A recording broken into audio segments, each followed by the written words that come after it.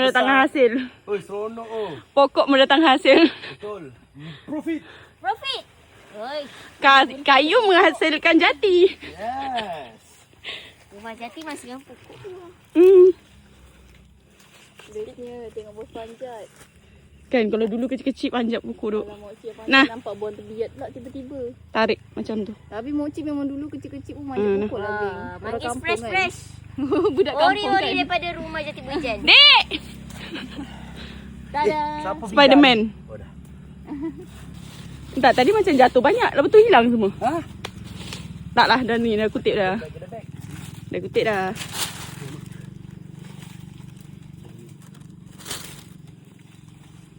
Buka kan.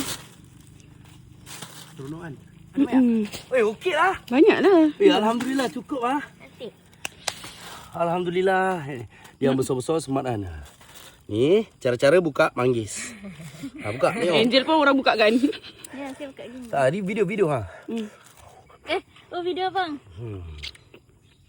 Oh. Hilang Hasil bijinya. Hilang Asal bijinya. tu rumah jati. Oh, dekat sebelah rumah jati geng. Tengok ni. Ada manggis. Tak nampak sangat. Orang nak buat video nak makan lain, makan buah pula.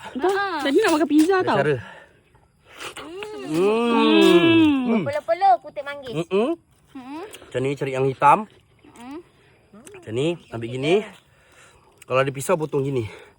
Ini lah. Penyek. Penyek. Bijinya hilang. Hilang. Sedut je lah. Orang ada makan tak telan biji. Oh ni. Mana tu biji? Dia buang biji yang. Biji besar tak lah. Kecil-kecil tu. Aku tak ada belen dari dulu. Boleh masuk mana abang? Boleh? Ya Allah. Ya Allah, lama tak makan manggis. Hai. Manggis Lebih petik 10 tahun.